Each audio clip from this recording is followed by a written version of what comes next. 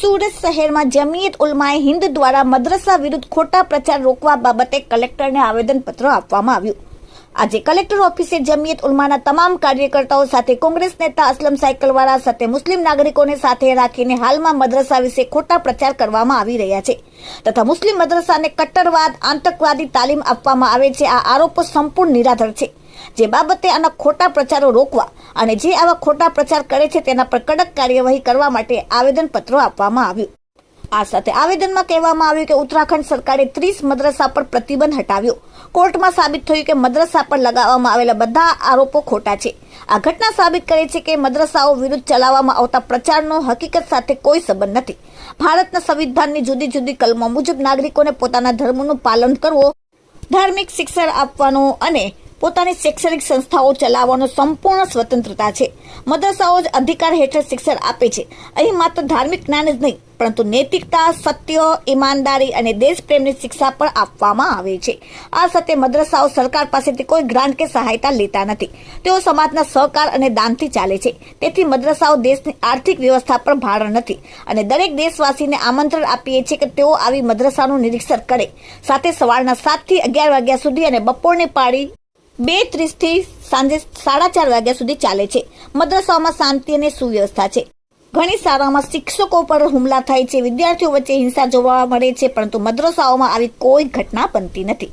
મદ્રસાઓનો મુખ્ય હેતુ બાળકોને ધાર્મિક શિક્ષણ આપવાનો, સારા સંસ્કાર આપવાનો, નૈતિક મૂલ્યો વિકસાવવાનો, સમાજમાં શાંતિ તથા ભાઈચારા સાથે રહેવાનો અને વિદ્યાર્થીઓને સમાજ પ્રેમ, દેશભક્તિ પ્રેમ, માનવ સેવા શિક્ષણ દ્વારા સારા નાગરિક ઘડવામાં આવે છે।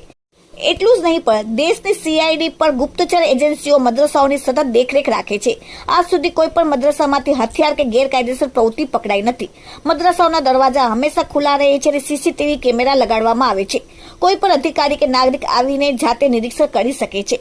આ સાથે મદ્રસા વિરુદ્ધ કરવામાં આવતા ખોટા પ્રચારને રોકવામાં આવે અને મદ્રસાઓના સાચા હકીકતો અને યોગદાનને સમાજ સુધી પહોંચાડવામાં આવે તે બાબતે આશા રાખીને કલેક્ટરને આવેદનપત્ર આપવામાં આવ્યું। Bureau report, daily India TV, Surat.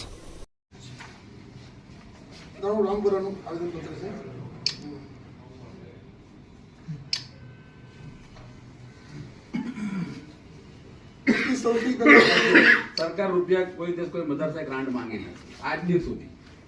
બધા મદરસા મુસ્લિમોના જે ડોનેશન આવે છે, જકાત, બિલ્લા, એમાં બધું ચાલે છે વર્ષોથી।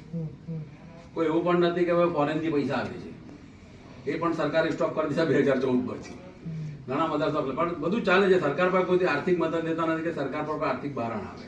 જે લોકો ફોરેનથી પૈસા તેમની પાસે FCR છે, FCR ના નિયમ મુજબ છે, એટલે મારા ઇદારા પાસે FCR છે। જે લોકો ફોરેન ચોક્કસ લાગણી છે સરકાર, એટલે આપણે એટલી જ કે ખોટું સરકાર સાથે અમારે કોઈ ક્લેશ આવવાને કરવું નથી। લાગણી છે અને સરકાર ઉપર છે। એપીજે અબ્દુલ કલામ જે એપી મદ્રસા શરૂઆત પહેલા કુરાનનું શિક્ષણ લીધું ને પછી આપણી મિસાઇલ મેન બન્યા આપણા સૌથી રાજેન્દ્ર પ્રસાદ, આપણા દેશના સૌથી PM એ મદ્રસા શરૂમાં પડેલા। આપણા અબ્દુલ કલામ આઝાદ એ બી મદ્રસા પડેલા।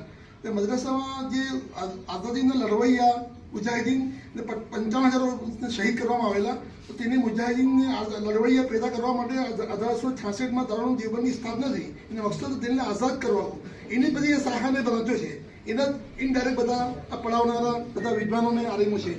તે ખાસ સંસ્થાઓ છે, એમાં રજિસ્ટરથી પહેલા સાહેબ મોટી વસ્તુ કે બંધારણ જિંદગી છે તે જ કરી રહ્યા છે। બીજું 25-26 ને